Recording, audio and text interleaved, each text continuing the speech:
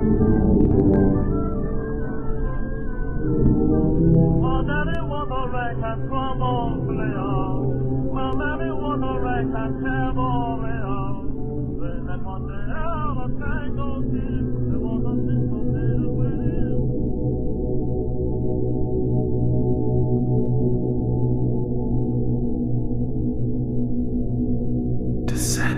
into Darkness, a Call of Cthulhu campaign.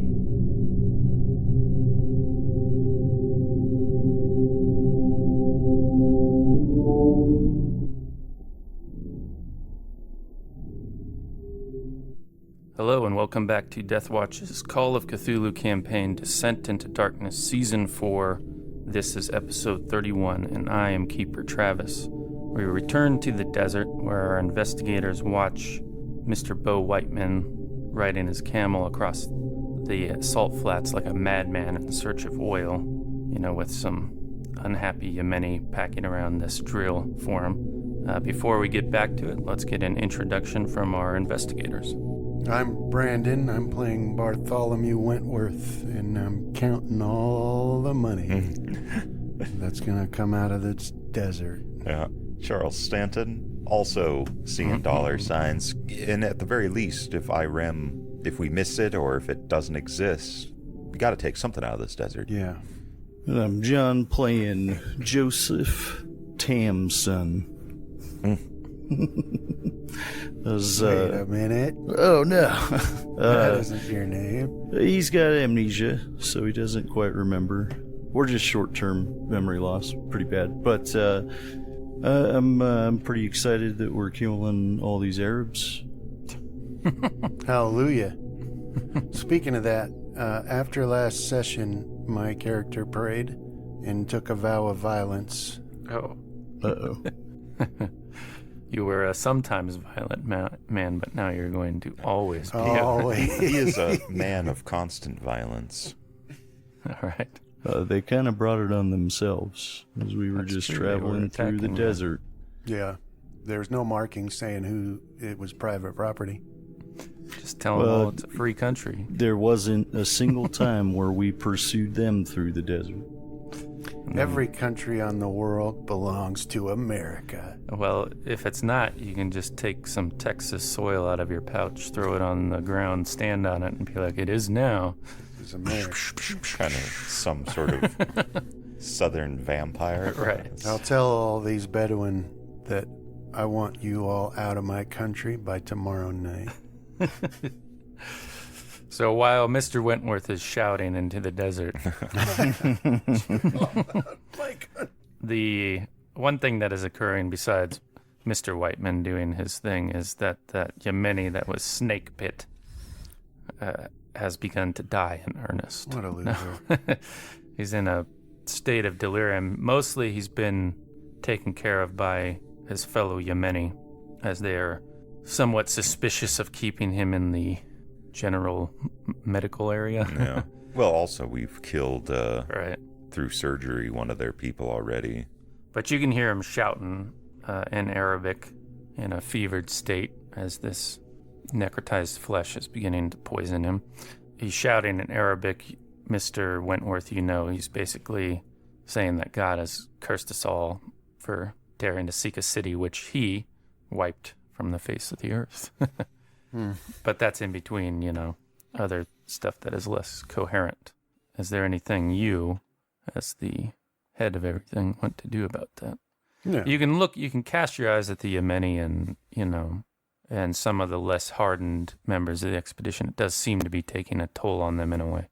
Okay. Like hearing a baby cry, you can't ignore it or its implications. Yeah. Well, for those people like in my camp that speak Arabic, I'll say anytime foul circumstances befall us, it's easy enough to think that God himself has cursed us. But if you look at all of the successes we've had, it actually is evident to me that God has blessed us. And when you consider the trek through the desert and the relatively low rate of mortality, I think that that bears out the thought that God is on our side and wants us to find Irem. And it is sad that this man is dying, but I don't know about any of that, Mr. Wentworth. I was just wondering if you wanted to go shoot the... yes. Yes. shoot old Barbara. Yeah. We need to get some practice in. And then, putting those two things together, an idea is born. Do A we dying shoot the man guy? shooting a machine gun. Target practice. We should use him for target practice. Jesus. All right, so you want to ignore it for now, and Ray's has a moment to go off and do this before he has his night duties. Okay. If I'm able to see them heading off to shoot the machine gun, I'll do you mind if I tag along? No, If we're going to be raising a ruckus, might as well not waste the day as well. more the merrier. I'm gonna get Francesco and that guy whose name I can't remember that is in my service now. He's the Arab guy. Oh, right, Wassa. Anwar. Wassa. Wassa? All right, no, remember. We've been saying Wassa, I think, mostly, yeah. He's like, that's my grandfather's name. I'm going to see if I can find some infields for them. Okay. And I'm going to start teaching Francesco and him How to shoot? how to shoot. Okay. Yeah, so you guys walk north. Also, if Wentworth's game with it, might want to see if we can put the boy on the machine gun for a couple bursts, see if he's got a talent for it. Couldn't hurt. Yeah, so Ray leads you north of the expedition.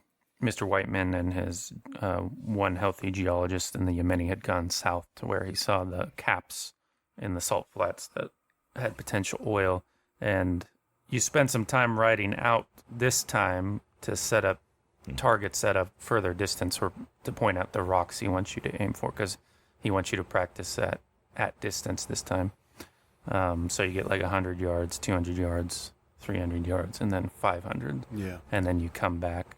And you also have the rest of the Yemeni that were due for training out here as well. And you set up your firing line and Yeah. go through all the safety procedures to make sure nobody wanders out there to get shot. And Flanagan's sort of coaching you there as you're sighting in at that 100-yard range. And he communicates to you the drop you might expect to occur. So he's like, at 100, you don't got to worry about anything. 200's 3 to 4 inches. Yeah. 300, double that. And when you get to 500, then you're looking at feet. But we'll see what you do with these ones, And those bars have, in their sights, they have something you can use to help you with that. And then you can set Francesco up with one of those infields. Yeah. And I'll handle his training. Okay. So however you want. So yeah, you can do your rifle roll for the doing the training part, and I'll do one for Ray, so that if you fail your roll, you still get the check out of it if he's not too drunk. How exhausted am I? If you do, I think you have access to it. Possibly, if you want to check, you can just click on your token and hit that survival report. Okay. If it is available to you. But you're currently at level 2. Knock that down to level 1, I think. So just your skills are... So skill rolls do have a penalty on them at the basic level. Yep, penalty die on all skill checks. All right. If you're not taking cocaine, you would also have your speed on foot halved. All right, Mr. Flanagan. Are you coming out to shoot Mr. Tamlin? As that was Mr. Tampson. Tamsin, sorry. Yeah, as I can follow along, it'll be good to see. Yeah, so I'll kind of just take it real slow with Francesco and go through basic safety, which Stanton might not seem like the best role model for. Yeah. But I think he's one of those where it's you learn it right type, Yeah. or a measure twice, cut once type of guy. So learn your safety correctly, and then once you get up to where you're actually having to use and put those skills to use, then you can start being a little flagrant with it. Yeah, you can. Nice one. You can see that usually there's a fork with people who are learning this where they have like a natural interest or say like for wanting to do it. or they're more like just afraid because maybe they're being pressed against their will or they don't see the practicality of it. In this case, Francesco is more on the latter side, where he has some fear that you think the way you're training him will just get him familiar with it and sort of dispel that type of fear that he has, because he's kind of flinching when he hears the Yemeni pop off down the line.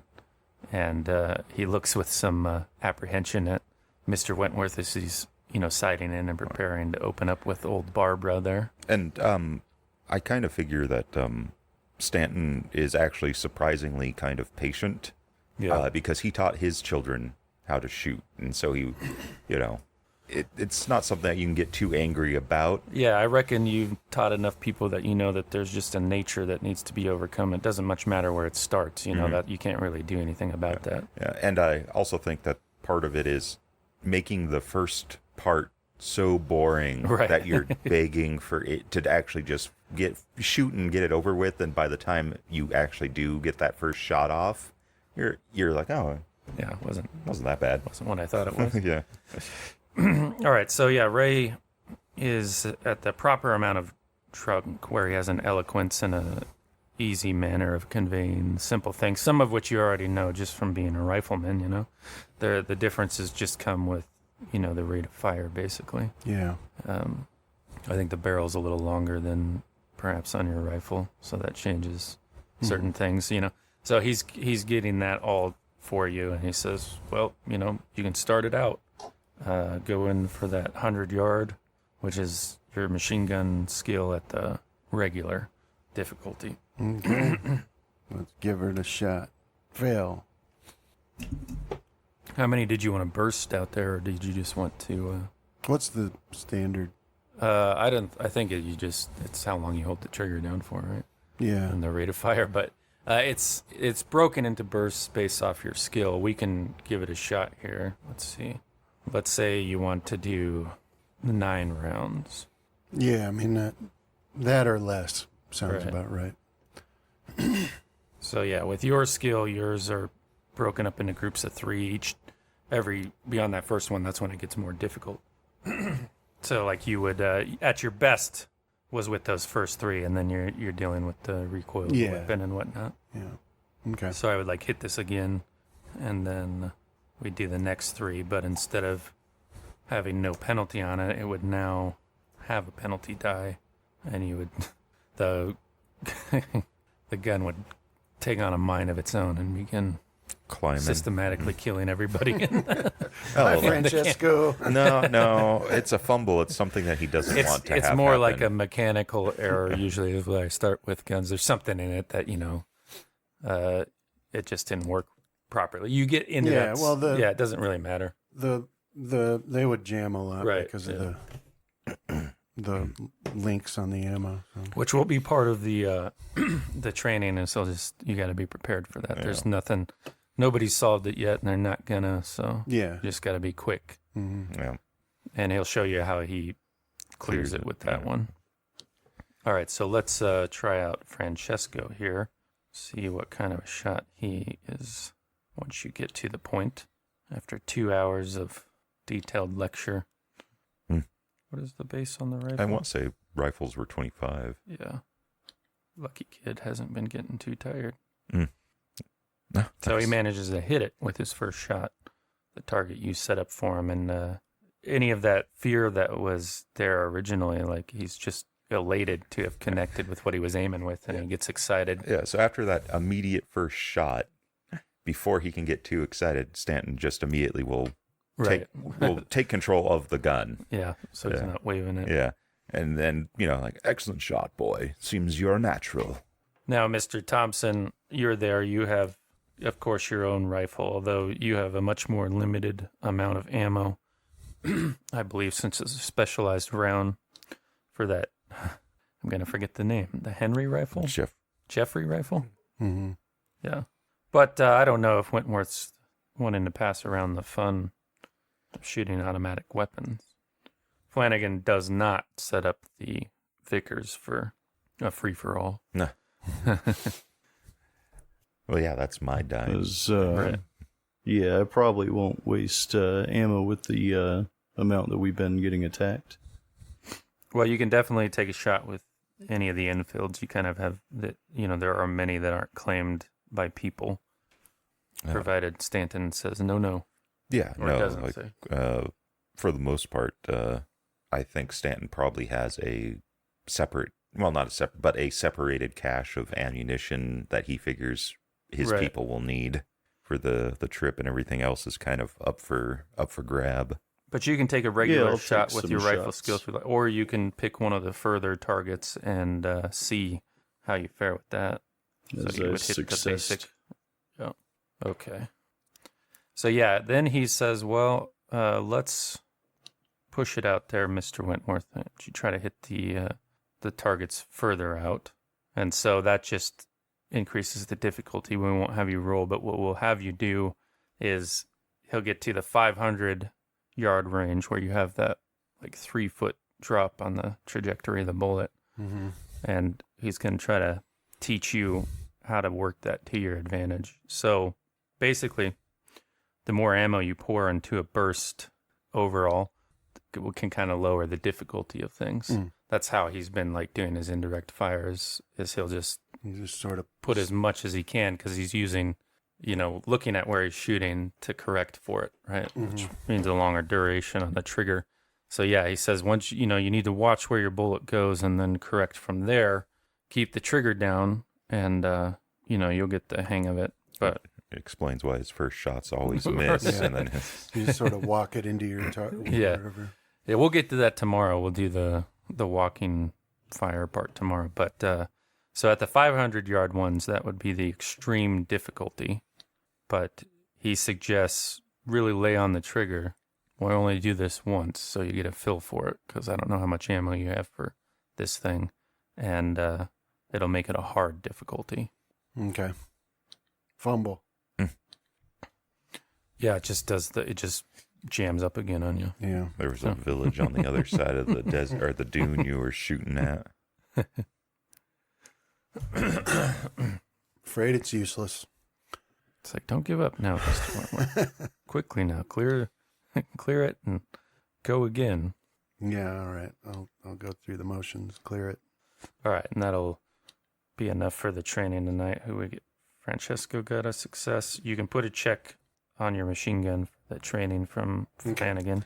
And I guess you would get a check on there too. Oh, yeah. Did you roll yours out and you got a regular success? Okay. Yeah. Not like training, Mr. Thompson. but I will ask Francesco do you want to have a quick go at the machine gun before we pack it up? Let's take a look. If that's all right with you, Mr. Wentworth. Yeah, of course. Every boy needs to fire a heavy machine gun. I agree. But this won't even really be like training for him. Right. He'll just, get on there, squeeze off a couple rounds, say you did it. You see across his face this new shooter fear at the prospect, but he also is wanting to not disappoint. So he's like, I guess. All right. Flanagan, walk him through it.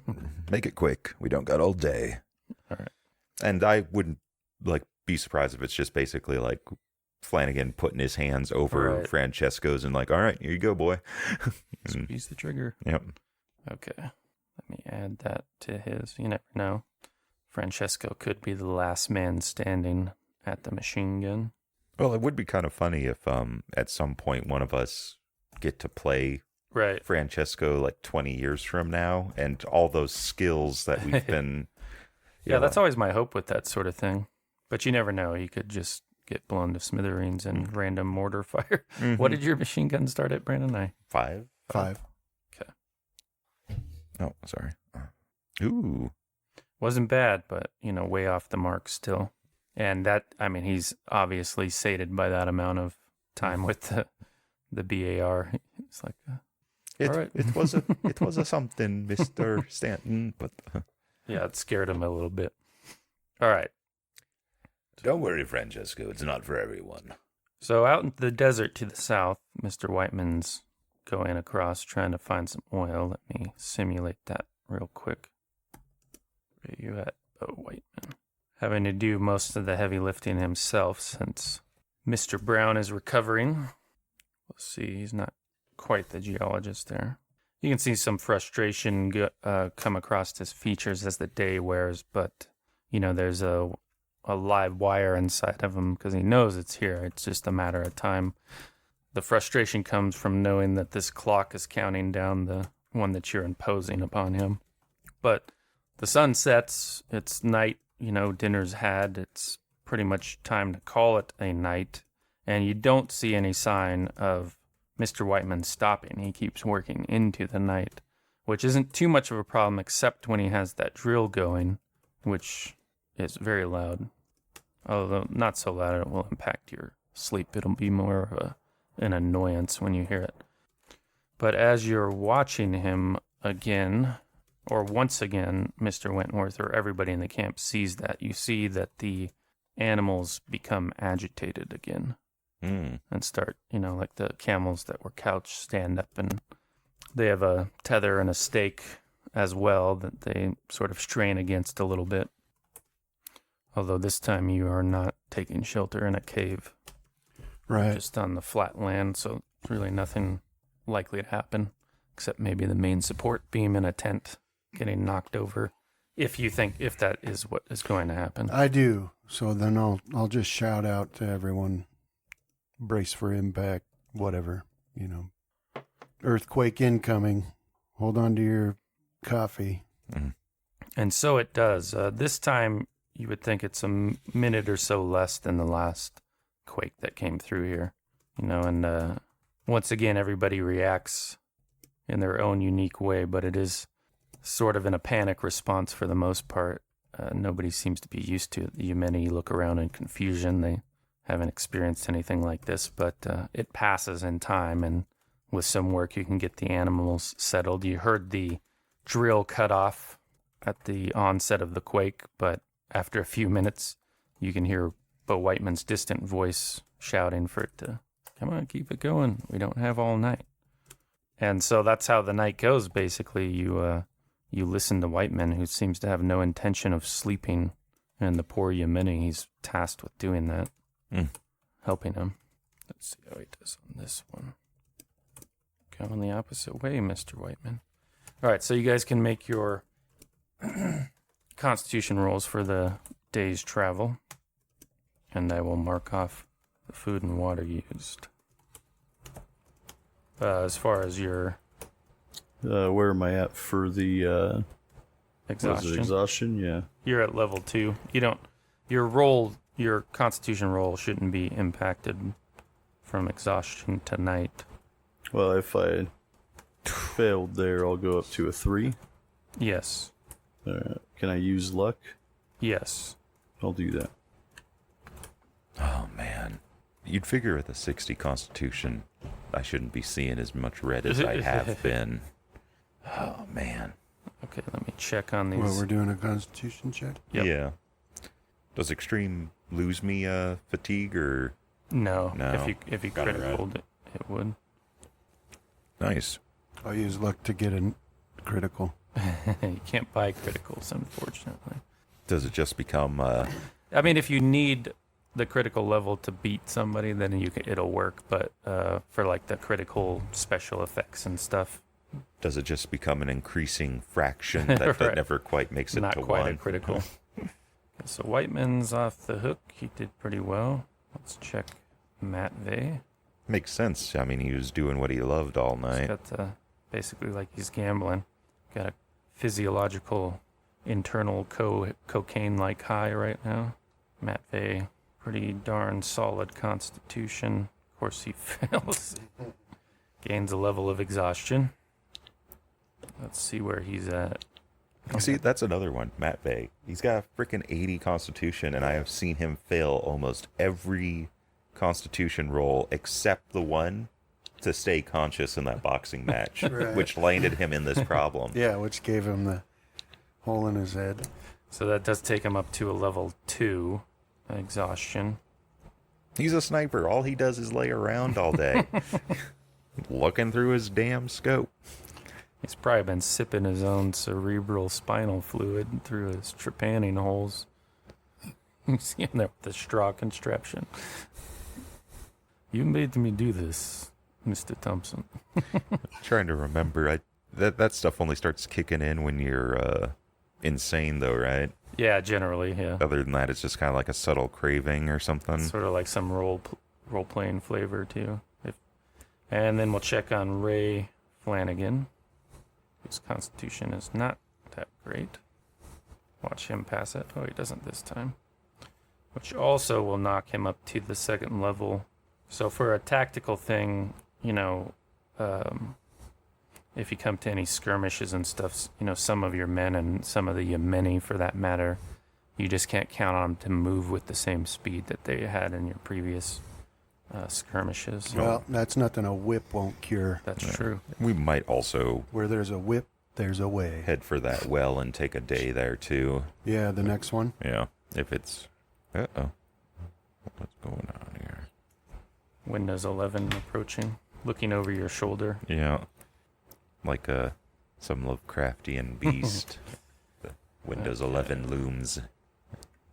So, 63 pounds of food consumed, bringing you guys up to 425 left. 252 liters of water consumed. You guys had just filled up the day before, so you have over 2,000 liters of water left. That's not a problem. But this will mark a day since your camels were able to graze. So you have like a 3 to 5 day stretch you can take before they'll have to eat again. Depends on how hard the work is. All right, so the morning of Wednesday, April 5th comes, and just in the morning you can tell it's going to be a hot one, like a triple digit one. The heat wasn't dispelled as easily in previous nights, and it's sort of already uncomfortable by the time you have the encampment all packed away and ready to mount up and ride on. Also of note is that Mr. Whiteman is still out there. Yeah. And he kind of comes in, and he's like, he's got his face braced for an argument. Like he's ready to pounce on you if you say the wrong thing. Right. And he's like, well, Mr. Wentworth, I don't know what to tell you. It's out there, but we just need more time. There's nothing else can be done for it. Have you not struck any? Not yet, but it's there. How many? Give me another 4 hours at least. How many holes have you poked? Quite a few. As in 20. Well, this is a role-playing game. Let's generate. This will be funny. We'll do a 1d100, so it could conceivably be one hole. 75 holes. And you still haven't struck any oil. Well, it could be the depth. You see, I don't know much about the formation of this land. Maybe I'm not going deep enough, but I know it's there. I guarantee it. Guarantee. All right. Was this at our morning meeting, or is this in private? Yeah, he's coming up as you guys were kind of setting that thing out. But he's approached Mr. Wentworth, and while he is usually gregarious when he speaks, he has kind of pitched it for your ear. Not to say he's whispering. You can easily overhear him, Mr. Stanton. But, yeah, it's like at least 4 more hours. What do you think, Stanton? We're headed towards the next well? Mm-hmm. Oh, maybe. It just kind of depends. I mean, maybe a few of us can stay with Whiteman and catch up to you. How far away is the next well? About 45 miles. Yeah, so about 2 Couple days. days. But if he just wants 4 more hours, then we could. Yeah, it would cost you perhaps 10 miles off of your total journey potential for the day. Well, I'm all fine with leaving him out here to drill and packing up and going on, but that would depend on who's going and who's staying. And I'll stay with him.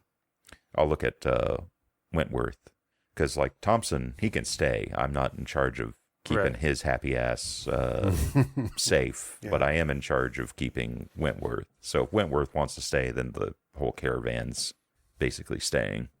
Well, hold on here a second. I don't want to be left out here for them desert wolves. I'm going to need to keep some sort of ordinance back if that's the plan, gentlemen. Yes, your protection would be taken care of, Whiteman. Yeah, well, I think Thompson can be trusted to handle security for him and catch up to us, and the rest of us can move along. All right. I'll call some of my men over, and I'll leave 5 with Whiteman. Whiteman. You stay here, keep them secure. Now, one other thing there, Mr. Wentworth. Have you considered, we've been in this desert so long I can hardly remember, apart from oil, why we were even here to begin with. And I'm telling you, it's out there. Why don't you just call off that whole thing and we find the oil here? It's going to be the kind of money that changes the world. This whole region. I remain greedy enough to believe we can have both. Well, I think one has very little value, and the other, it's you put it on the scales, sir, and it's hanging one way. I'll not be dissuaded. Very well. I guess I'll see you later then. All right, yeah, and he goes off, happy to be back to it, but somewhat concerned. He sort of looks Thompson over and whoever else was left with him. Oh, yeah, just Flanagan stays with the caravan because... No matter what. Yeah, because he's the best protection we have if we're raided en masse. But, yeah. Which is who Whiteman sort of eyes with consideration as he's moving back to his task. You know, he's kind of heard tell of some of the skirmishes that have occurred and the legend of Vicky. Oh, yeah. It's a new day. Can we try that spell again? Yeah, go ahead. Both you guys can. I can't remember. It was a hard intelligence? Yeah, hard int. Nope. Ooh, Wentworth got it. Yeah. Oh, I see. Congratulations. You conjugate the verbs. I before E, except after C. Let's open your character sheet here. I think I'd put the spell on there. Armor of the will. Yeah. Yeah. Okay, the spell is learned. So you pass that part of it. Now the next stage is to cast it successfully, which requires a hard power roll. Now Mr. Thompson knows from his studies that when he did that, he waited for, I believe, the first Saturday, because that made the spell easier to cast, according to the Liber Ivanus. So that when he cast it, it was only a regular power. Okay. So mechanically, that So he wait would till describe Saturday. that to you in some. Well, I could let him do it if he wants to. He could let you flounder around with hard power rolls and perhaps fumble a spell use, and that could be. Well, no. kind of Once fun. I hear the proper pronunciation of the words, is all. Ye gads, you got it. Jumping Jehoshaphat. You're a wizard, Bartholomew. I would wait. What's today? What I say, Wednesday? Yes. As I would wait until the Saturday in order to attempt it for real, as it's supposed to be easier on that day. After you get it down the first time, though, it seems pretty easy almost every day. But your first time, I would wait. Well, you've been a good instructor so far, so I think I'll take your suggestion then. We'll wait until Saturday.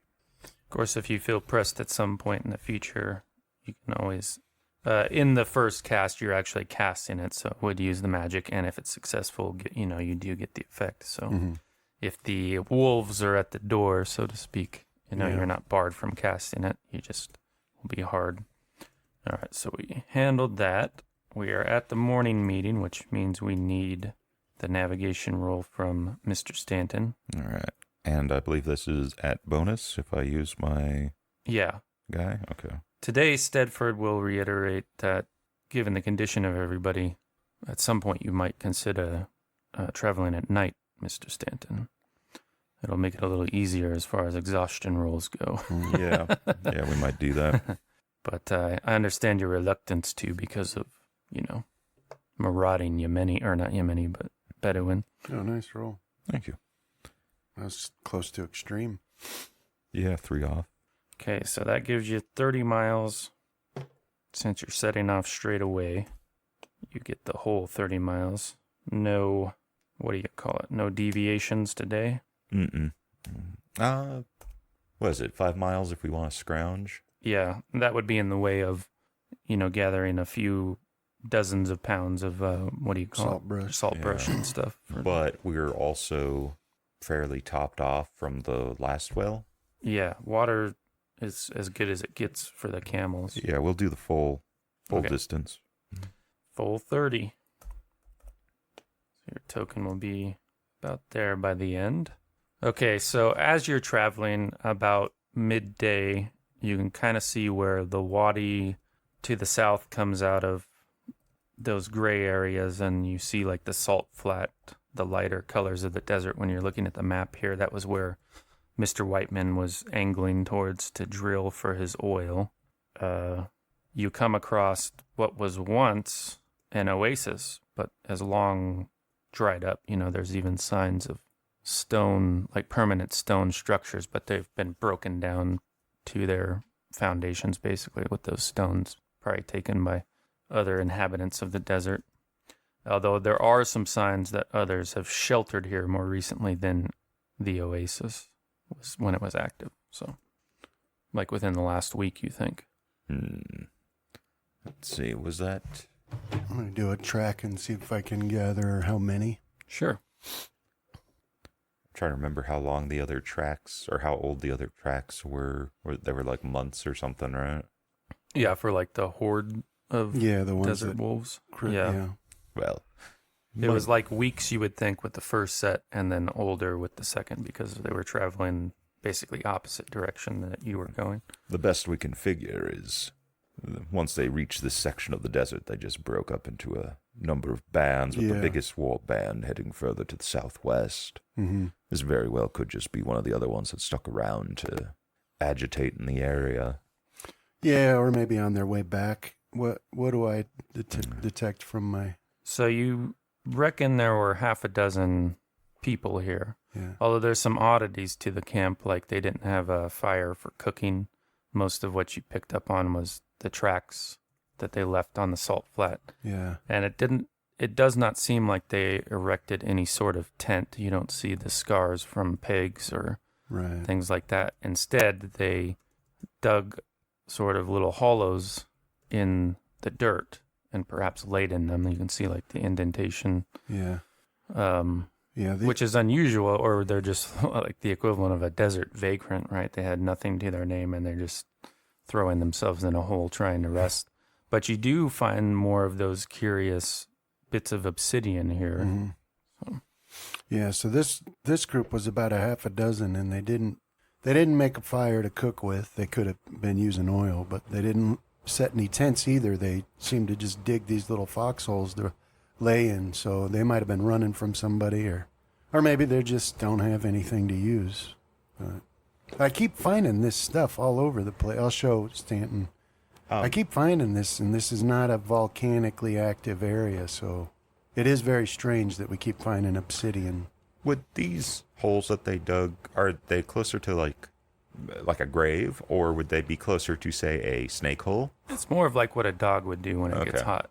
Just all right. I'm just wondering. Yeah, I mean, it's not a bad way to keep cool. you're right. And then there's, you think it's maybe 2 or 3 days old. And your guess would be they were traveling more northeast than you guys currently are. Okay. More north than east. Okay. Yeah, okay, and this obsidian thing, what does just a obsidian stone with a mark on it? Well, these ones don't necessarily have marks on them. They're like little chunks of obsidian. Okay. The amethyst that you found, that had like a, whatchamacallit in it. And then you did find some that had engravings on them, but that was a while back. Yeah, the one I found from the dream. Yeah, yeah. So these you are dug just out of a hole. Mhm. these are whereas- just chunks of obsidian. Yeah. All right. The only other clue that was given to you was by way of, I think you showed it to Mitchell Brown and the other geologist with Whiteman, Mhm. and they said, yeah, it was unusual because there isn't volcanic But well, activity here, but this can occur from earth impacts, from Yeah. objects that slam into the earth. well, and we've experienced some seismic activity, Right. right? And you have that one. So do I think that's what I want to ask then? Like after that conversation, as I keep thinking about that pillar of obsidian that we found. Yeah.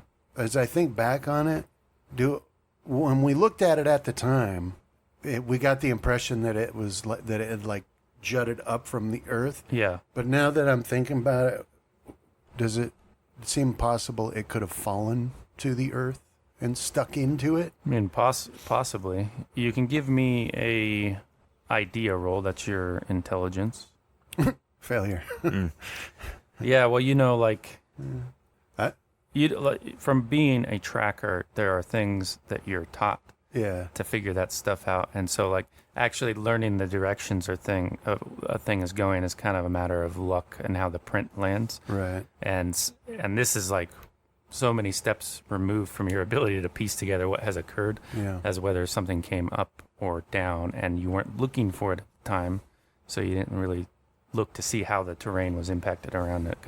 But something does pop into your head based off of 2 points of information. One goes way back to when you were reading Lord Stourton's books on Irem, and the supposed fate of Irem could have been from different angles. But one of the things that was just an oddity that didn't mean anything at the time was that perhaps it was burrowers from below Yeah. that destroyed Irem. Mm-hmm. And also Matvey, when he was looking at that tunnel you guys slept in, the cave, he mentioned something too. Mm-hmm.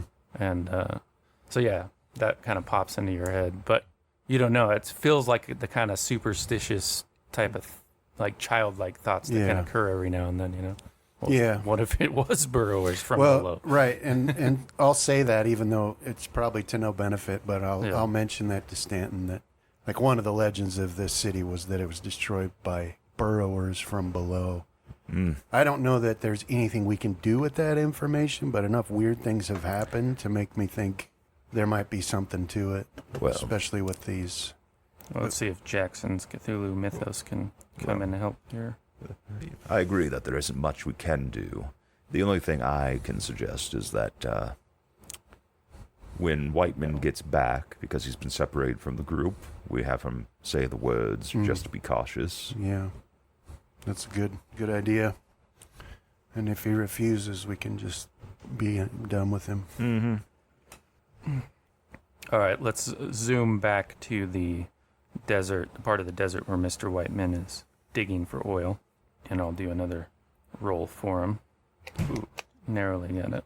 So yeah, Mr. Thompson, you are there with Mr. Whiteman and a few others that could be spared that have some skill at arms, and he strikes up a conversation with you while he's dictating what should be done with where the drill should be placed and what have you, you know, and he says, Mr. Thompson, it's been a minute since we spoke.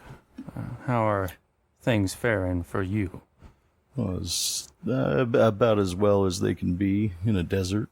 I am kind of interested, though, is what signs do you see here that there is oil? I mean, it all just looks like desert. So what do you see? Yeah, so he explains to you basically, you know, like if you put, you know, if I were to use an analogy, if you put different liquids with, you know, different viscosities and what have you, weights to them in a container, you would see some float to the top and some float to the bottom. And all this earth behaves the same way. And out there you see that salt dome that rise in the land off yonder. You see that, Mr. Thompson? Yeah, I see that.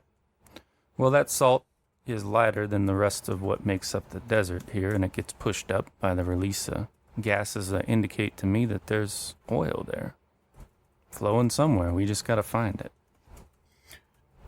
So we're just going by the salt domes. Do I remember having seen any others? If I recall. Yeah, you guys drilled for one and successfully early on in the expedition, shortly after leaving Sana'a, like a week away. You guys found and marked it. So you already have the royalties coming in from that one as soon as it can be realized. But you know, more wells with more barrels produced means a higher royalty for the deal you negotiated. And he's sort of looking. Is this one supposed to be or do you think this one's as large as the other one? Like how big was that salt dome? Well, what has me excited, Mr. Thompson, is the amount of them. Like, look, and you know, once you realize the terrain feature and what it looks like, basically, you can see that the whole area to the south of where you guys camped yesterday is like dimpled with those salt flats or the salt domes. And, he says we just got to drill into it, get deep enough. And I think there's, who knows how much is here. All the academics figure there's got to be the biggest reservoir on Earth here. I don't know if that's true, but there's definitely indications there's a lot of it here. And Mr. Thompson, don't tell me that you're insane with this wanting to find a lost city like the rest of them, like we got a thing going on here. This is going to change the world if we tap into it and we make sure it goes to the right places. I need some help convincing your compatriots of the truth of that. As I'm sure that it will help change the world. Like, I'll do it. You must understand.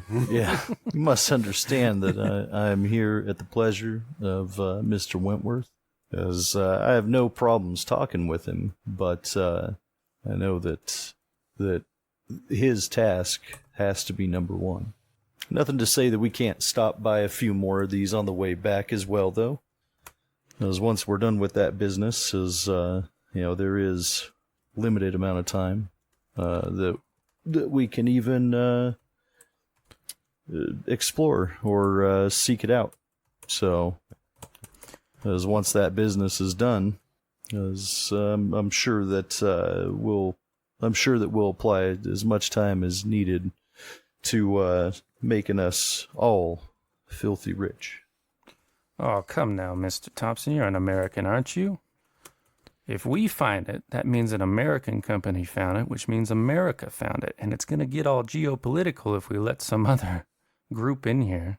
And we're going to be standing there with a hat in our hand come 50 years from now. You're not thinking of the big picture. Are you expecting that there's other groups following in our trail? And I would imagine that if there are, they're going to have just as much trouble with those wolves as we have. No, I don't think anybody is yet, but we've been traveling through some big spots, and anybody that looked at the manifest on the ship or took a peek at the cargo knows what we're about, so it's bound to spread. And there's some other competitors that have been probing in this area, but much further to the north. If they hear the news, well, then it won't be all ours. Well, there are ways, and I'll caress that Jeffrey's rifle. Yes, well. But let's just see what we get here in the time that we're allotted. Again, there's nothing says that today is the last day for us. As whether it's here or somewhere down the trail, as I'm sure that we'll strike more. Well, let's get to it then. So yeah, he focuses his attention on the men with the drill, and they start drilling. And sure enough, within that 4 hours, they get deep enough to where you see it start to seep up out of that drill hole there. It's not like shooting into the air or anything like that, but it just starts bubbling up. And, Mr. Whiteman does a little caper once it happens and praises Jesus. I'll come up and offer my flask to him. And you see, Mr. Whiteman, as I told you we'd get it. Yeah, he slaps you on the shoulder, takes a swig, and he's like, yeah, but that's just 2 now. There's so many more we could have, Mr. Thompson. Greedy. You're stepping over greedy Texan dollars to pick up pennies here. No. Well, I'll call over space and time. Well, you know it's there now, so let's move on. Since we've hit here, and I'll point out to all the, a few of the various mounts and say that means that this is all ours now, right? Or are you just talking about in general that there's more out there, not this specific location? Well, there's a whole courtroom battle going on here, where my company's going to make it seem like legally we have the right to this, and then we're just going to have to clear out a few little nuisances in the way. Like the people who actually claim this area, but that's not a problem for today. That's a problem for Stanton. That's a problem for Stanton, that's what I was going to say. But it's as good as ours. Stanton's, he'll call it the genocide squad. Or LLC. What are you guys here for? Genocide, mostly. Now that Displace the Natives LLC. we've accomplished the task here, what do you say we get back to camp, have ourselves a proper celebration with the rest of them? Yep, he's good with that. You're gonna have to make up for the lost time, though. You can try to do it all at once. You have to basically push your camels longer. I wanted them to be able to easily find us. Yeah. So I uncorked one of the water barrels so it would leave water. It's instantly evaporates. It doesn't even hit the ground. Just some mist comes out when you open the barrel. It's like those waterfalls on the islands and Actual Tears of the sand Kingdom. comes out of yeah. it. No, I figure that you were there at the morning brief, and Stanton had his maps, and he traced out the path to be taken, and there would be some measure of letting you know you stayed on the right one. Yeah. And like most of them are probably ex-military. Yeah. Like there's probably someone in my guy that can navigate or aid Thompson in navigating. I've so. got some. Yeah, we'll say maybe skills. that's a good one you left for the care and protection of Whiteman as your other navigator, perhaps, just in case. Yeah. But aren't you a pretty good navigator, Thompson? Yeah. I mean, thought he was. I think not that was like Whitmire I'm thinking of. Yeah, I'm Whitmire not was a good super skilled in it, but I do have some familiarity with navigation. Well, you I don't would actually say need to pass the 30 navigation. 30. You just have to make sure you familiarity. don't fumble the navigation. Okay. That's a relief. Yeah, like I'm figuring like, just keeping himself from getting turned around Right. with how samey everything would be out there would be his biggest folly. Your main option, or the main problem, is pushing your camels a little further to catch up. And that can easily be passed by them if you were to, say, just push an extra 5 or like an extra hour or something, enough to have the distance between where you would end, and then finish it off in the morning and catch up with them sometime in the day. Or you can do it all tonight, and that'll be a little harder on the camel. So it's a decision that's in your court, Mr. Thompson. You're saying either push all tonight or an extra hour each day? Yeah, basically you would make up half of it tonight and then catch up with them about the time that they break for tomorrow. One way you're going to be more tired, the other way you're going to be like out in the desert sleeping. Right. Yeah. Which, I mean, in your kit, which you guys all left with, Stanton's very good about making sure that there's individual goods and stuff, because getting separated is, part of the thing. It's not so much in the desert, but in the jungle it happens quite often. So you have enough to survive for 14 days, basically. And well, I'd say survival let's see if we could catch up to them tonight. As with the wolves about. I don't know that I'd prefer the first choice to be right. a small group. Caught by yourself. Bad idea in a horror-themed game anyways. So, that just makes it harder on the camel. Give me a luck roll. We'll see how your camels are doing overall. Most of them rested it all off, but most of them are dead. some of the ones were a little bit more tired, probably from carrying the drill that Whiteman has and all the fuel needed to run it, which you had to keep them. So let's see if they can pass their constitution at the hard level. They can't, so they are still able to make the journey. You can just see that they're camel tired. We'll probably need to swap them Basically, out when we get they're there. gaining their own exhaustion. Okay, so we'll zoom across the desert away from Whiteman and Mr. Thompson back to the main body of the expedition, who you've come to a likely place to call it a night here, Mr. Stanton. Mm-hmm. Really not much in the way to shelter you from people if they want to walk in at this stage. It's gotten fairly flat. Like that bird's eye view always gives you an indication like water routinely enough kind of pours out of the southern mountains and flattens this area out. And you can even kind of see that standing there when you look. You'll see like little where rivulets had run across the sand, and but right now it has that cracked hasn't been watered in forever type of appearance. If the rain that came, like a month ago or however long that was, came here, there's no sign that occurred. But so you're setting up for the night. There's something I want to kind of retcon Yeah. real quick. First off, Thompson would have a mirror on him, so that's fine. But give him a light just in case he's out there after dark. And once we started getting attacked by the Bedouins, that would have been something that, if anyone was off at night, would be told or warned about. Oh, yeah, to signal that so Ray doesn't turn you into mincemeat. Yeah. All right, so sorry. Yeah, so is there anything that you guys wanted to do in that period before Thompson returns, or should we fast forward to that? So yeah, this is as the sun's about to drop below the horizon and go into full night when Thompson finally arrives, like I said, like 4 hours after you guys had called it. Camp. Pretty much you wasted no time for Whiteman finding that oil and then leaving right away. But you can tell by the wide grin on Whiteman's face as he sits atop his camel riding to the camp that he was successful. You must have good news, Mr. Whiteman.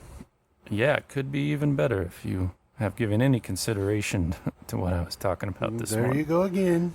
I can't help it. It's the oil man in me. Yeah. Well, congratulations on finding some. Congratulations to you, sir. Indeed. We're all going to be very wealthy men. We can manage to make it out of this desert alive. Well, one day at a time. Make sure to get some rest. Yeah, I'm not sure how long it's been since you slept last, but you can see he's still riding on the high, but his body is responding as the body does to lack of sleep. He's got the circles under his eye, a little bit shaky. For that matter, you might have skipped a meal or two. Yeah, sorry. Before they're actually... Well, no. We'll let them get into camp. Once they're all off their camels, Stanton will walk over and, say, repeat the words after me, and have them all go through. Oh. Everyone that was away from the caravan will have to say the words. Well, Mr. Stanton, I'm not going to let you ruin my night, so here you go, sir. Your little rhyme. Right, and he says it. And I don't know if Thompson says it or not. Oh. I say it. Thank you for being amenable, Mr. Whiteman. I'll shoot him anyway. Yeah, me too. He stuttered on the last syllable. But same for my men too. Okay. Anybody that was separated, basically. All right. I won't rain on your parade. Yeah, there's no issues as far as that goes, unless the snake people have figured out how to say it. They can't, dude. They can't. It's impossible. Can't. It's their jaw structure, man. Right. Well, you ever see a snake talk? Yeah. They sound so stupid. All right, so that leaves nothing for it but the Constitution roll for the travel from the day. I've already done it for the NPCs, so now just from you guys. You can see that the camels brought in that were left with Whitemen are a little worse for wear, but still hell enough to travel, probably. Well done. I succeeded perfectly. Yeah. I think I should get something for that. If you land right on yeah. That's how Pendragon works. Yeah. All right. So got that out of the way. Marked off the food and the water. We can proceed to Thursday, April 6th, which is promising an even hotter day. Perhaps some kind of record-breaking heat in this desert. And what's the plan then, Mr. Stanton? You were going to... We're going to try get to the well is still, right? Yeah, we're going to try to beeline the rest of the way for the well and pray that we don't have to drill it. And then we'll switch over. Oh, yeah, actually, that morning meeting, so I'm going to heed Nigel Stetford's advice. We're going to beeline it for this well. Mm-hmm. And hopefully, God willing, there's water there. If there is, we will remain the day there, or the next day. We'll rest and leave that night, and we'll begin traveling it after sunset. Good idea. Thank you. I am both charitable and wise. Equal measures of both. So, as I want to keep my eye out for more of those salt mounds. Yeah. Well, you can see them in the morning when the sun fully comes up, and because that's what Mr. Whiteman is doing, looking somewhat rested, although still haggard. You know, he's kind of standing out there looking to the southern horizon at all the salt mounds, which you can now pick out since he's educated you on that. And there's just dozens of them within sight. And his high from successfully drilling one has abated, so now he looks like a dog eyeing a piece of meat hanging on the corner of a table, right? You know, he just wants to run out there. So that's... Well, if they're readily visible like that, I will talk with Mr. Wentworth. It's not in a not trying to convince him to stop or anything, but more just pointing out this is what he's looking for. Mm-hmm. So basically, anytime that we see any, which seems to be quite often, now that I'm noticing him, he's probably going to get you to try and stop. Yeah, I'm ready for it. There'll be no more stopping from here on out. He'll have to be happy with what he's got, and I expect that he won't. Hopefully, it doesn't come to violence, but I told him that maybe there's options, and I told him maybe there's be options on the way back for him we wouldn't be as, or may not be as hard pressed. We'll see if that holds true. Yeah, the way back is a different story, but we must reach this city, or at least give every effort to do so. Yeah, we've only got not be turned aside from limited amount of time left, so I agree with that. Yeah. Well, perhaps when he's being cantankerous, you can talk some sense into him. You're the Mr. Whiteman handler now. Congratulations on the promotion, Mr. Thompson. Well, I'm supposed to be your right hand here, so I'm there fine are with certain men for whom money outweighs all else, and I've never really been able to understand people like that or respect them. I would be happy to take that burden off of you. And if we do manage to find this city, I wonder if that might change his outlook. If it's anything like the legends say. Depends on if there's oil or not. It's a possibility. It's a city made of oil. Oh, dear God. It seems like he really only has two loves, which is money and oil. So all the buildings are made the of same coal. thing, Yeah. Mr. Thompson. Money is oil. All right. So yeah, you guys can set off. You can make your roll for the spell learning, Mr. Thompson, for today. Trying to get that Vorish. All right. Hey, what See, spell are you watching, learning? All you had to do was symbol. dislocate your middle finger to do it. Yeah. Because it's supposed to be a ward against a specific evil that I'm not quite familiar or sure which one, but it's also supposed to enhance some other spells. I'm not sure if it works in tandem with the armor of the wills, but You'll have to do some science. yeah, my next one, now that I have an enchanted knife, I think is going to change though, and I will open up the book as well for Mr. Wentworth if he's so inclined. What does this you say about an enchanted knife? As that's the knife that we got off of the snake peoples. And what does it do? Wait, it isn't that the one? was- Are you what's talking about the one you got from Johann? Or is this yeah. a different enchanted Is knife? this the one that was in the stomach of the... Person. Yeah. Many. Yeah. Okay. As I should have shut up and let him go with it. Because then he'd be... I keep forgetting that rule with Call of Cthulhu, where Don't correct the misremembering. Yeah, the I have a past hard doesn't- time with it too.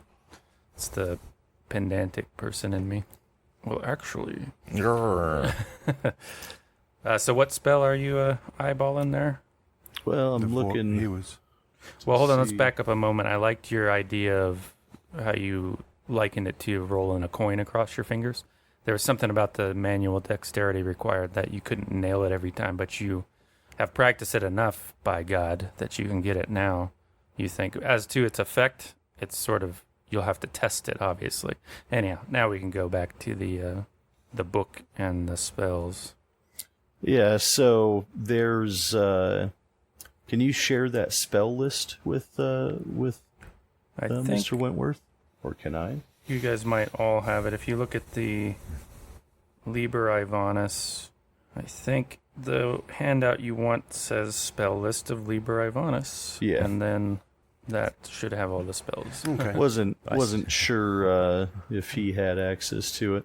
Yeah, it was hard to keep track of when I liked the concept of evidence being in certain hands and not in others, but it was hard to follow along for me after a while.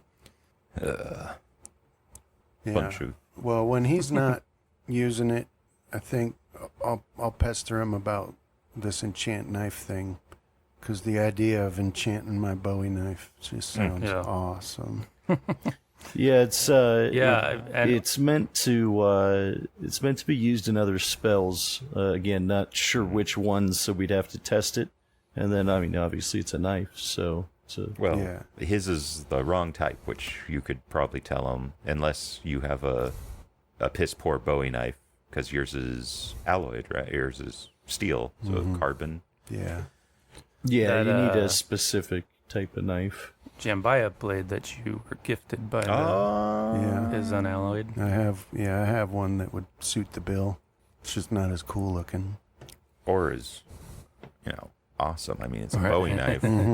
The pinnacle of knives. Yeah. Besides, like, Does- technically, it's already enchanted. It's a Bowie knife. Yeah, that's true. Enchanted has the same glow that your 1911s have. Yeah. Yeah. Do you Plus want one. to try and learn that one, the enchant knife? Well, okay, so Mr. Wentworth has a problem when you say, like, open the pages of the Liber Ivanus. The main problem is he doesn't read Latin. And Yeah. if he mentions that, you don't read Latin either, Mr. Thompson. Yeah, I did. I never learned Latin. Because that's all you see when he has the pages open to you are Well, Latin words. I can just put Well, I thought a didn't high something Latin happen? skill on my character sheet. You can do what? I can just put a high Latin on my You could. I wouldn't know unless I was keeping track Latin of. at 90, dude. I memorized this stuff. I was raised I Latin. speak it. Yeah, nobody does but me. Okay, so I can like pour through the pages and it's Yeah, just all well, he'll be gibberish like, to me. you see here, this is the part where he talks about enchanting the knife. And I mean, you recognize the characters used Yeah. because it's Latin. We got the same alphabet, but there's, Pick up every fifth word or Yeah. something. Thompson, I can't read this. I ain't got them college brains. Where did you learn how to read Latin? Um, You grew What do you up in mean? church or something? Is Yeah, it- it's Latin. I can't read it. it You can just- read this? Yeah, it just looks normal to me. And I'll flip a couple pages trying to see what he's talking about. Yeah, it's all Latin to me. it does not appear to be Latin to you. Well, I mean, I can write it down, I guess, and for you. And All I'll right. Well, I'll just be yeah. like kind of distracted now, flipping through pages, looking to see do I not recognize something in here? But again, it should all look pretty normal. Yeah, to you, it appears to be written in an antiquated English, at least. Yeah, maybe he's just It's putting kind of me like on. reading the King James version of the Bible or something. You don't But, see a glint I'll, in his eye. Yeah, I'll no, scribe I it out get it. for you. When we rest. Yeah, no rush. Well, And I guess for the one, my next one, the Song of Pain sounds pretty fun. A spell for causing pain and disfigurement. And then the Call of the Black, another method for harming. Yeah, this is just what you could gather from his cryptic descriptions of what they do.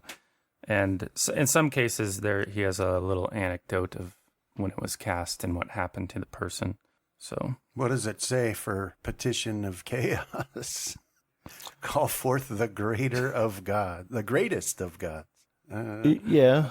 those Seems are the like ones that's you the guys one we want should to be learn. Because if you go to Well, the top, Okay, you greatest solve of all your God. problems.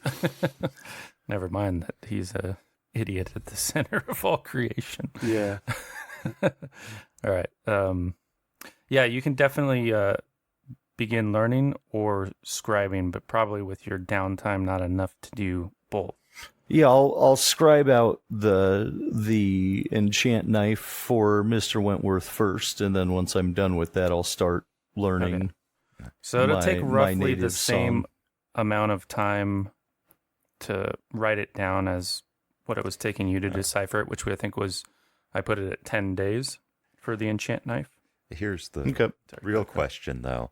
Because he can't actually tell the difference between English and Latin right now, can he actually transcribe it? Or Well, it is going to be a translation because it's this mysterious Latin that Wentworth claims it's written in, but he's reading like an antiquated English.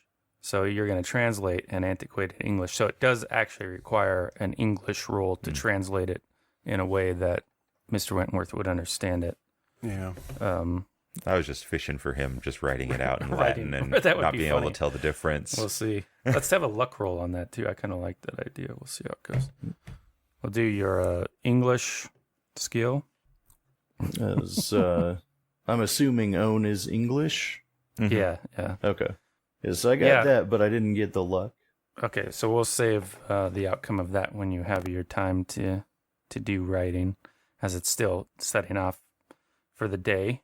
And I think I saw Charles Stanton's navigate roll in there. Yeah, hard. Another hard success leaves you plenty of miles to reach this well. Yeah, You have basically only half the day is required to get there. yeah, we'll send scouts out ahead, see if we need to prep the drill again. And I guess with the remaining, we'll have people go around the area looking for passerbys or salt brush. All right, so this is Mr. Wentworth and Mr. Thompson out in their usual scouting position. Oh, and I've been meaning to ask, have any of our rear scouts reported anything tailing us? Okay. The only thing that was seen from behind you guys was that herd of goats a couple days back. It's quiet, Wentworth. Too quiet. It's almost like this is a vast, empty desert.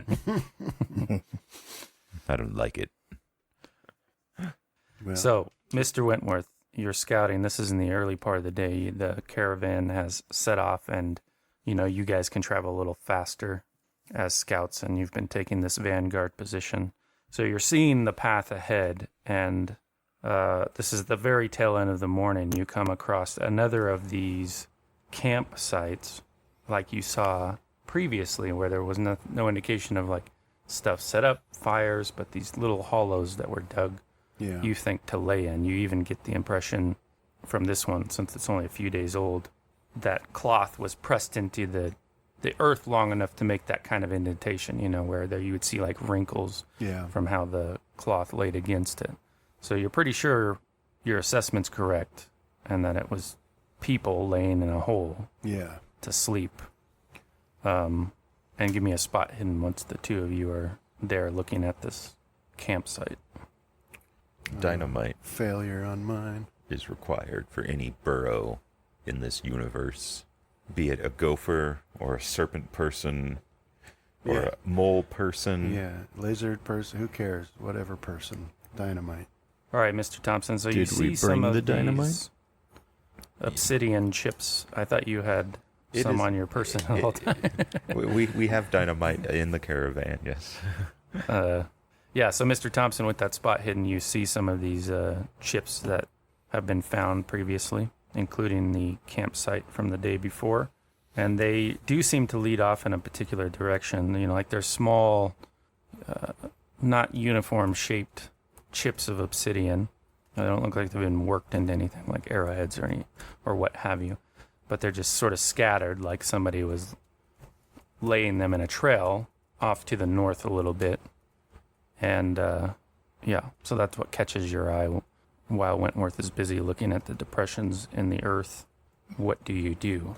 And that the direction we're going then? No. Well, I'll point it out. It seems awfully strange that you figure the sands would have buried these, is what I'll say. And I won't pick them up, but I will go over to and get a closer look. Okay. All right. So he points out that there's a there's trail like of obsidian rocks. Yeah, that's going to the north. They go up over like a low dune. You can see like the wind has pushed the sand off the surface of the salt flat into one long, low dune that this seems to go up and over. How many people did I get the impression slept here? Was it like half a dozen like Yeah. the other one? Okay. This is the 6th. Sorry, Trey. Yes. Okay. Or yes. Okay. All right. Well, I'll follow Thompson then. We'll follow this trail. Yeah, so you off your camels now, you can just walk up and crest this dune. It's not like a steep thing. It's more of just like a berm, it would stop somebody from galloping over it and kind of block your line of sight if somebody was laying flat on the other side.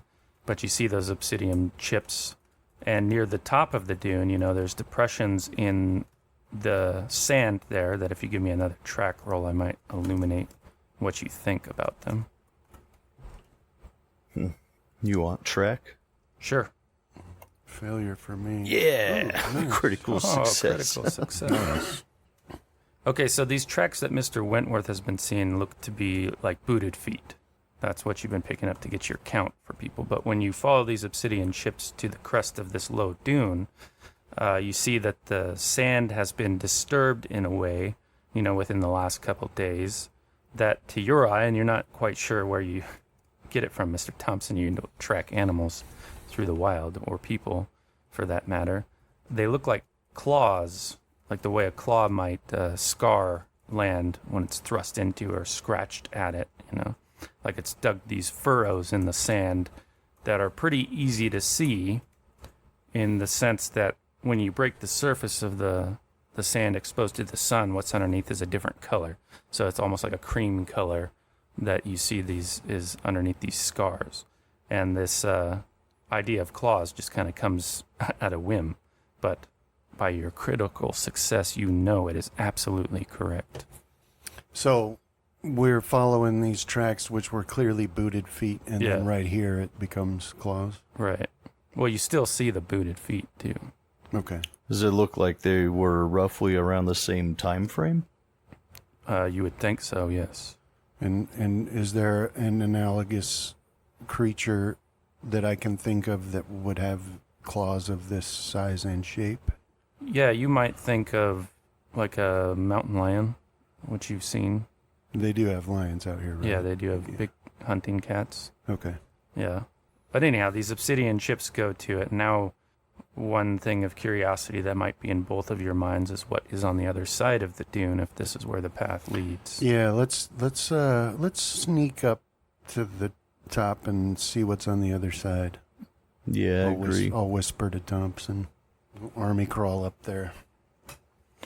Okay, you guys get to the crest, with a glance over your shoulder at the camels, which are couched obediently and just looking around. But you look over the crest and you see a shape in, like dirt-colored clothes that it's wearing with boots that appears to be dead or sleeping there at the bottom side of that dune on the other side. But you just see its back as it's laying on its side. But the obsidian chips kind of run up to it. And from here, let me zoom in with my scope. Okay. Yeah, you looking through your scope, you can see an arrowhead, or not an arrowhead, but an arrow seems to have pierced the body of this figure, because you can see it sticking out of its back. I was doing the same thing, looking through the scope. Is there any big desert cat that I see? No, not nearby. In fact, you don't really see any tracks besides the ones you were following, the boots and the claws that seem to terminate at this figure lying in the desert. As you Should we think go it's take a lying look? in wait up there? And yeah, we Right. can. As I'd say, we approach slowly and cautiously, as ready for something to come up off the other side of him. Yeah. Okay. All right. Yeah, rifle at the ready. Let's slowly approach this, whatever it is. So, walking up to this shape lying in the desert, ready to attack if need be, it doesn't move to your approach or react to the sounds that your feet make, even though you're trying to be quiet. And you pick up a scent, like a spice. You think you wouldn't know what to compare it to, but it almost sounds like, or almost smells like, going into like a kitchen, if something like a curry's being made or whatnot, where that's a certain arrangement of spices. You're not entirely sure if it's pleasant or not, but it is strong, and it seems to be emanating from the shape laying in the desert. So I have you right behind it. It's definitely not moving. And you have a gut feeling that whatever it is dead, but you're not smelling decomposition, at least not the way you've smelled it before. That's a weird smell, Thompson. Yeah, and bodies don't typically smell like this. Cover me for a minute. Yeah. We're right. we both say it and crouch down. Oh shoot. Yeah. Time for a shootout to see who gets to go. I'll cover him. And I'll get close and roll the body so that it's facing up.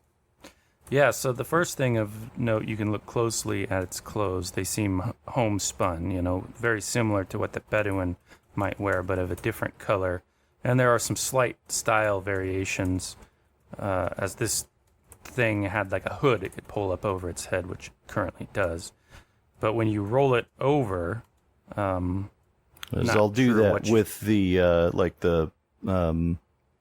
the barrel of the rifle, right? Right. Like I don't want to touch it yet. Your first thought upon seeing it is it's almost like if somebody made a statue or like a figure out of skin, because that's like you see a face of some kind, you think, but it's, rough skinned and has the texture of sand, and you're just sort of blinking at it, your mind trying to make sense of what that is. You can't even really piece it together, but as you're looking at it, go and give me a sanity roll. We'll see how it affects you. Ooh. Success. All that spell casting.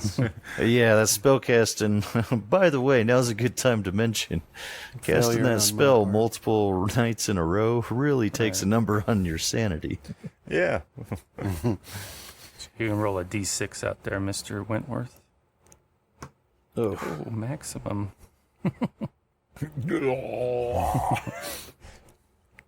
And you're just seeing that through your scope.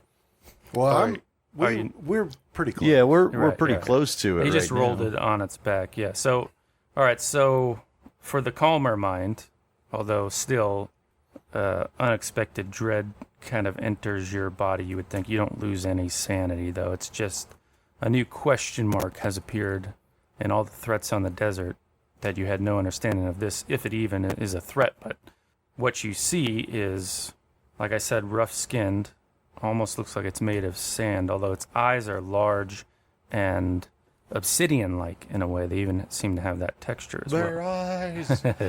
And they have large ears as well. You can see them in the hood that it's wearing. And you saw a picture once of a koala bear, and so you feel like facially this thing has almost a horrible, distorted resemblance to that. And you get a sense of emaciation just looking at its neck before you can't really see anything because it's clothed. But also you see like the bony protrusions of elbows and stuff in the clothes. So yeah, it's sparked more curiosity than dread in you. Now, for Mr. Wentworth's side of things, you had come to terms with snake people. First, when Mr. or Dr. Andrews told you about them, surely he was just being metaphorical initially. People who Serpent. have the morals of snakes, it bite you when you least expected it. And then you dealt with actual serpent people Yeah. who you carved out of your camp like a cancer immediately and with great force. And then there's all these hints of, burrows from below, things coming from the sky. You've been looking through that scope at a comet, which when you see the head of it, you think you can almost make a shape, but it seems to turn like a coin spinning in the head of the comet, and you can't make it out anymore. It clearly doesn't behave the way you would expect. And now you have this. What is this? How can this be? Nobody's ever thought of anything like this. This has the appearance of a man of civilization. It has clothes.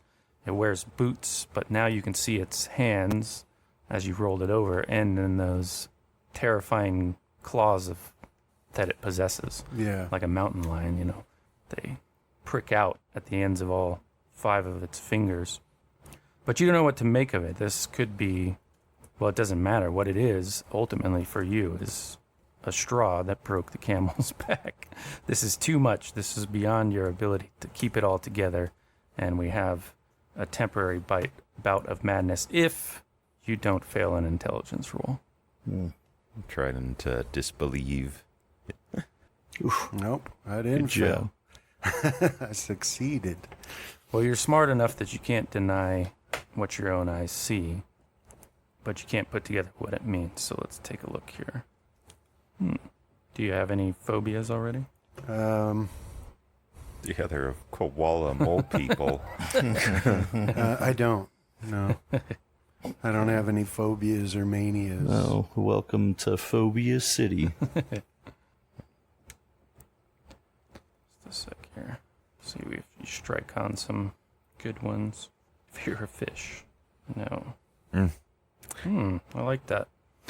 So, the thing that is most horrifying isn't the fact that this would be an unclassified species of some kind that you're now aware of. Yeah. It's just the color of the sand that it seems to be comprised of. You've never seen a shade of yellow like that, and it affects you the way seeing a spider or a snake out of the corner of your vision does. You know, it makes you Recoil. sick to your stomach and recoil. And in this case, it's provoking your panic response, and it does so by a fear response. And even though you had vowed to do more violence, that's not what you think of first.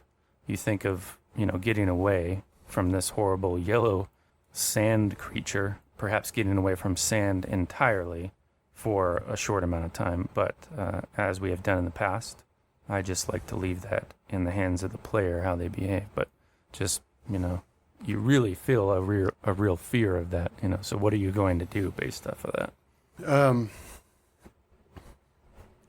Well, yeah, so I'll just blurt out, we got to get away from it, and I'll just run.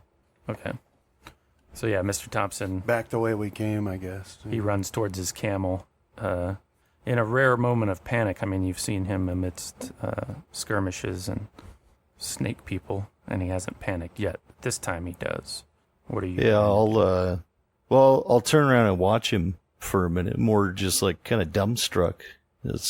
With everything that we've been through, he's afraid of the dead it's thing. like, so I'll be taking off back towards the top of that dune, Yeah. and then our camels were couched down the bottom. I won't even get on it. I'll jump right over it. Just start and running. and I'll just run until such time as I get my wits about me. Well, you are in pretty good shape. You're well conditioned, so you can run for a little while. But the effect overall doesn't last that long. Maybe half a minute or a minute, and then what floods in after that is the more logical part of your brain. Where you're like, this is not an appropriate response. Yeah. The shame of behaving that way. Although you might be able to temper it, understanding that men can't really control that necessarily. It has to be conditioned out of them. Yeah. And who can condition themselves to be prepared for such a thing? But nevertheless, you stop at some point. Maybe how far do you think you get in a minute? Up a hill or up a dune? Going up the dunes. Yeah. Probably up to the top, down to the bottom, Right. and then another 100 yards maybe. Yeah. So he gets away. He's moving a ways away from you, Mr. Wentworth. What are you going to do from that point? I'll take one more look at seeing that he I think we've seen men break before in the war, so it's just surprising again that it's happening now. So after the moment of disbelief that this is the thing, I'll take one more look back at that thing and then just damn it, and go and grab the camels and mount up and follow him. Yeah. He'll calm down. Eventually you watch, once his body, the physical reality of his body running across the desert on a hot day. On adrenaline. On adrenaline. Once that crashes out, you can see him take a few last haltering steps, but then he just stops there. Yeah. Damn it.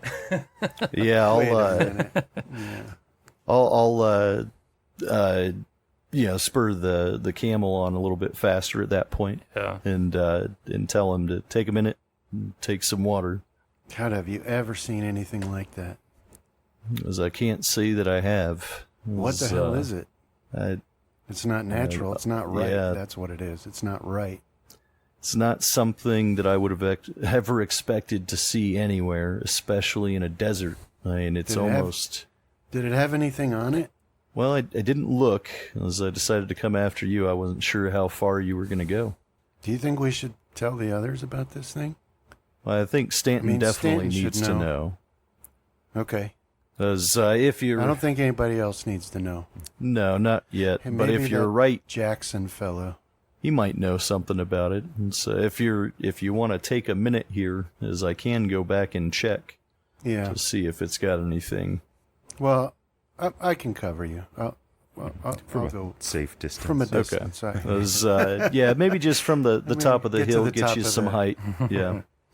So I'll go back. I'll leave my camel up with him, and then go back down and start searching. Yeah, it 'Cause I want to take that arrow too. Okay. Yeah, the arrow you have seen the like of, because some of the Bedouin that you've dealt with that don't have, the muskets that most of them have, or the newer weapons that many of them have procured, they still use bow and arrow.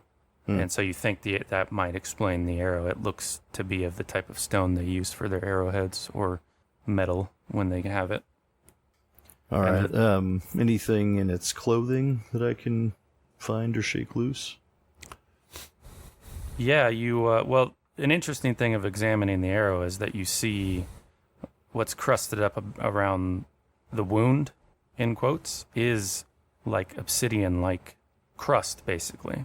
It bleeds obsidian, is what it seems like.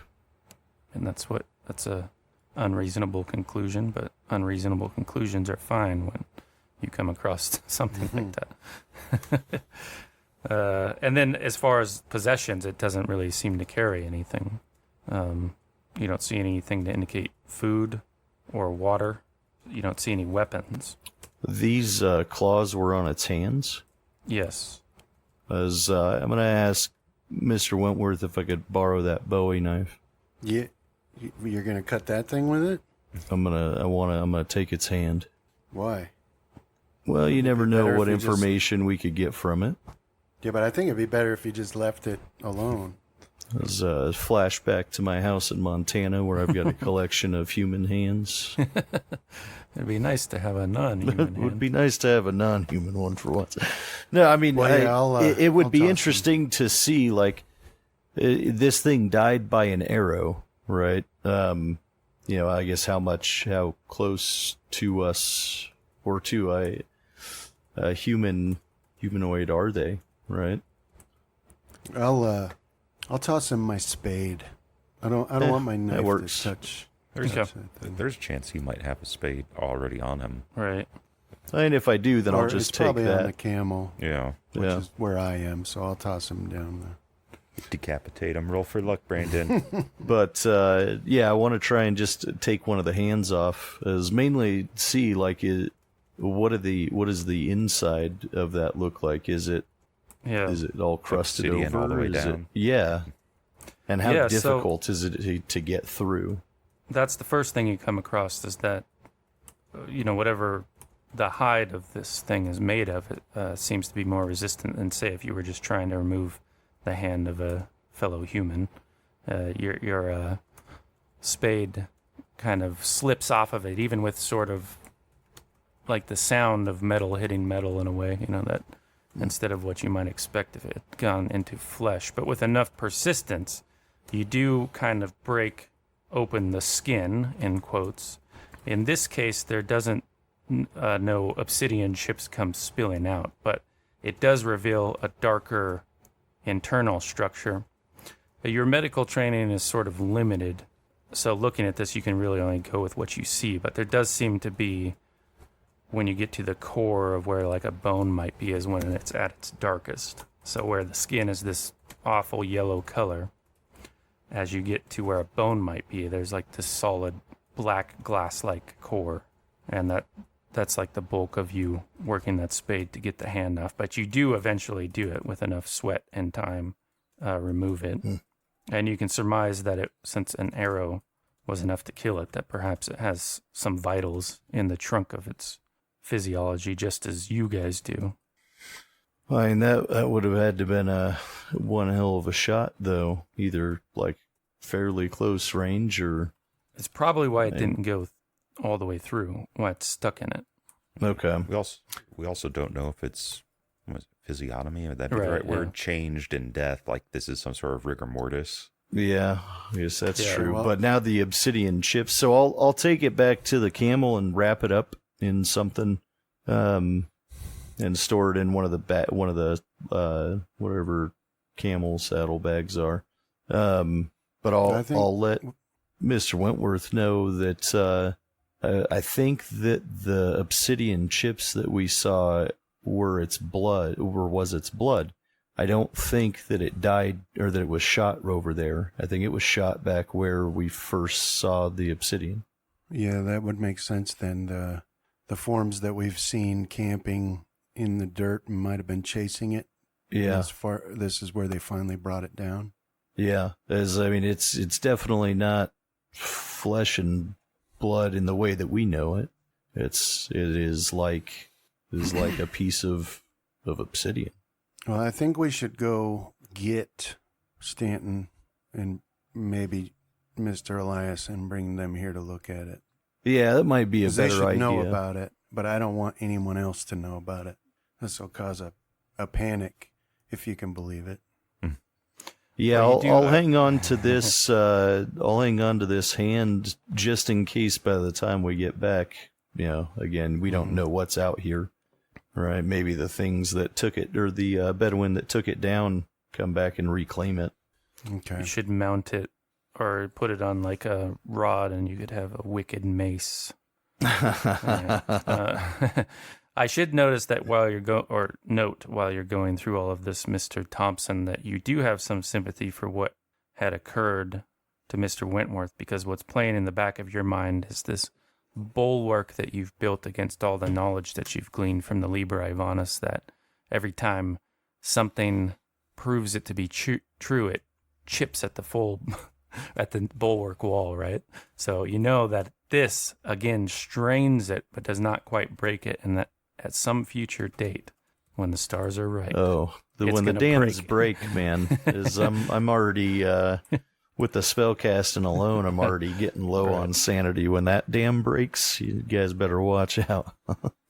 Won't be the first characters of yours I shot. Yeah, so, Brandon, you can. But no, that's why I'm not saying anything to him about it. Again, the men that break, or that I saw break on the front, is they'll come out in their own time, as it never did me any good to try and bring it out of them, as it always made them dig themselves away deeper. Now you saw those phobia rolls, right? I decided to make them all up front because we kind of do a pick and choose to fit the narrative a little bit. So you can record that on your character sheet. It goes into same with Dr. Andrews. It's more of a distaste unless you're insane, and it gets provoked again, and then you can start behaving like you actually have to do it. For now, you might shudder whenever you're in the desert and something comes close to that yellow, right? Which will be the next foreseeable future. Right? Yeah. And then also you can note down that you lost 6 points of sanity to just put a sand dweller, we'll say, and that will go a long way to making you immune to seeing them again and where do you having put that interaction. I think it's there's an encounter with strange entities on your character sheet under the notes. Oh yeah, okay. And then we'll zoom back to the main body of the expedition where Stanton is at the head of them, competently leading them towards this well, and we'll say as you're looking off to the north, we'll close it with this. You can see some clouds building far to the north. Storms coming. The dunes, yeah. And you can make a natural world check for me. Winds howling. Let's see. Coked up, so no penalty? Right. Okay. Nope. Well, you know enough that those clouds are promising a storm, likely rain. You just don't know if it's going to be coming over you or just perhaps you'll be crossing your future path. Either way, you think it might make a great deal of mud or swollen waddies in the future. So we'll leave the last statement to Mr. Stanton before we close today's session. Bloody rain, something like that. Oh, what was it like? I can't remember. Like a pray for rain, hope it doesn't Right. fall uphill, basically. All right. Thanks for playing, guys. Yeah, Appreciate it. Thank you. Thank you. I think you guys still don't have to worry about skill caps because nobody increased the skill last time, did they? Just one I just- successful luck roll. I increased machine gun. Was that the last?